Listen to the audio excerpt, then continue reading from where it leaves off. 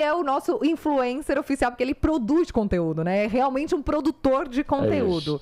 Vamos lá, vamos falar sobre a situação entre Estados Unidos e Venezuela. Aqui no início do nosso TMC 360, eu disse que essa notícia parece um Ctrl-C, Ctrl-V todos os dias para a gente abrir o jornal, mas não é. Então, teve ataque, teve escalada de tensão, a gente usa essa expressão todos os dias, escalada de tensão. Quantos degraus tem essa tensão, né? Qual vai ser o nível máximo? Não sabemos. Mas hoje tem reunião no Conselho de Segurança da ONU sobre esse assunto. O que eles vão falar? Que é inadmissível o que está acontecendo? Joana, vamos lá, por partes. Primeiro, essa reunião foi convocada sim pela Venezuela, foi solicitada pela Venezuela. A Venezuela não faz parte do Conselho de Segurança da ONU, são só 15 países, 5 dos quais são membros permanentes.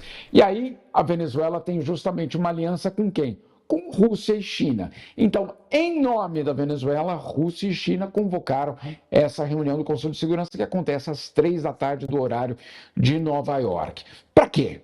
Bom, em primeiro lugar, para expor os Estados Unidos, ou seja, as outras potências tentando usar um órgão internacional para dizer, olha, o que essa potência está fazendo está errada, ou nós discordamos.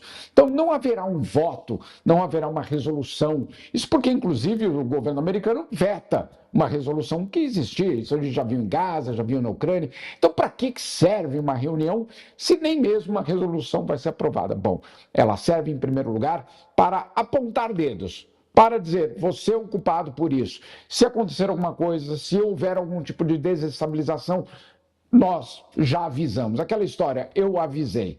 Esse é o primeiro ponto. Segundo ponto, também serve para que Rússia e China demonstrem até onde vão no apoio à Venezuela. Existem muitas dúvidas em relação a isso, porque, claro, nós ouvimos aí declarações da China, declarações da Rússia, de que, olha, nós apoiamos o governo Maduro. Muito bem, mas até que ponto exatamente? Porque, primeiro, vamos lá, a Rússia está envolvida na sua própria guerra na Ucrânia. Será que ela tem capacidade de sair daquela região e para a América Latina e ainda apoiar um outro país?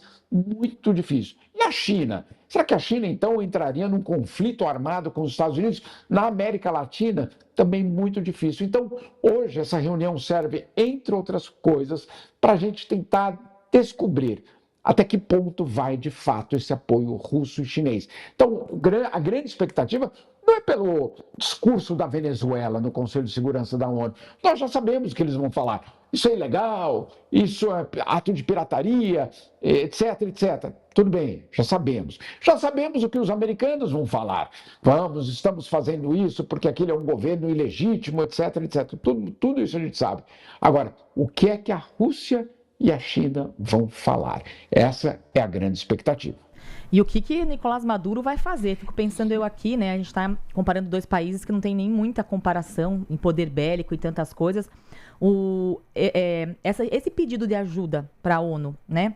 Para o Conselho de Segurança, pode ser visto, Jamil, como um certo pedido de desespero ali do Nicolás Maduro, que até então se mostrava, por exemplo, o super Maduro, que tinha aquele super-herói, né, que lançou, se mostrando como super-herói na TV estatal. O que isso demonstra? Que Nicolás Maduro está com medo mesmo do que os Estados Unidos podem trazer pela frente? E eu faço uma pergunta aí, entrando na pergunta da Mayara. Ô, Jamil, mas assim, por exemplo, quem vai falar lá, obviamente não é o Maduro, mas eles não podem virar e também questionar sobre a ditadura de Maduro? Não é uma coisa que se conversa ou fingem que não é um assunto de interesse agora? Porque, claro, é super importante esse ataque, ou quase ataque à soberania, já podemos dizer que é um ataque, que vem dos Estados Unidos. Sem dúvida, vamos lá, por partes. Primeiro, Mayara, de fato é isso. Você tem, claro, uma ação internacional por parte da Venezuela, o que demonstra que, obviamente, ela está desesperada. Ela precisa do apoio internacional, ela precisa mobilizar esse apoio internacional para poder sobreviver agora. Então, sem dúvida nenhuma, você tem toda a razão. Ninguém vai ao Conselho de Segurança se está confortável em casa, no sofá. Você vai ao Conselho de Segurança porque, obviamente, você está se sentindo absolutamente ameaçado. Agora, Joana, você tocou num ponto fundamental. Por quê?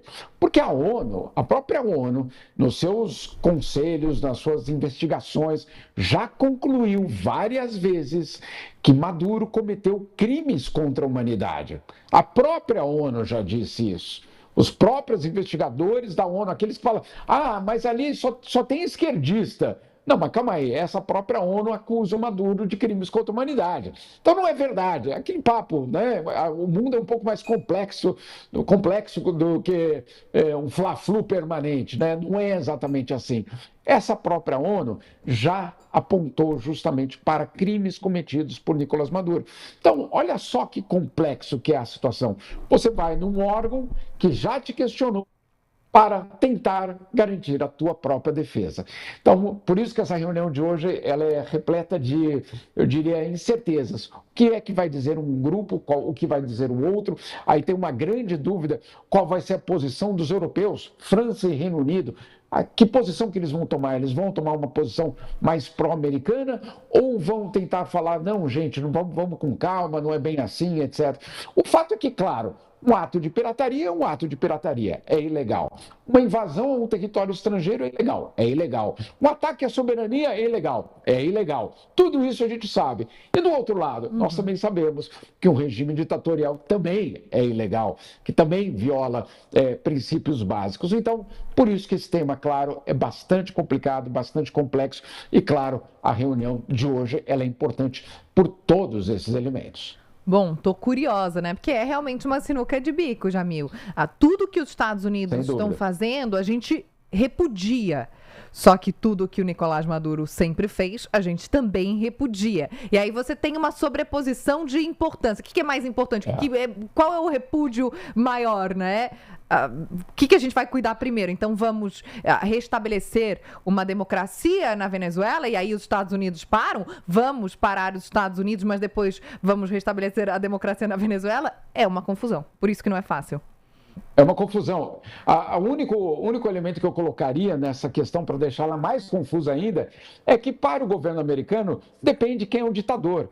Porque, claro, a gente sabe que o governo americano tem seus ditadores de preferência. A Arábia Saudita é uma ditadura, mas ninguém ousa falar lá do Mohammed bin Salman, que inclusive é recebido com honras de chefe de Estado na Casa Branca. Então, depende da ditadura, né, Joana? Tem os ditadores que são nossos amigos, e aí a gente não questiona o fato que eles são ditaduras, e, claro, tem aqueles ditadores que não são os nossos amigos. Aí a gente defende a democracia naqueles países. A única coisa certa é que a população, né, os venezuelanos ficam aí nesse, entre aspas, por enquanto, fogo cruzado. Fogo cruzado. Que daqui a pouco pode virar literalmente mesmo, infelizmente. Eu acho que um recado que fica aqui muito importante, até como quase que um fechamento de ano, Jamil, com esse exemplo perfeito que você deu, é que a população se divide nessa guerra ideológica, como, por exemplo, o Brasil, mas nos Estados Unidos também acontece, em boa parte do mundo. Só que os políticos, as autoridades, eles têm interesses pessoais. Eles transitam muito bem, eles são amigos nos bastidores, eles sabem muito bem o que fazer,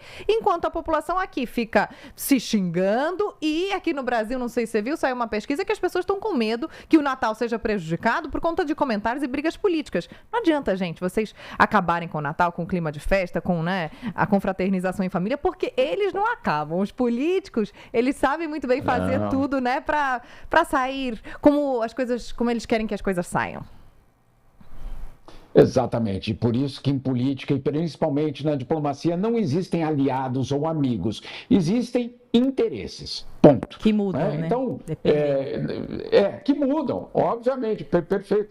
Você vai mudar de interesse dependendo de quem vai te dar mais, de como você vai sair daquilo ali se beneficiando ou beneficiando o teu país. Então, muito cuidado quando a gente cair nessas narrativas de que aquele ali é nosso inimigo mortal. Será mesmo?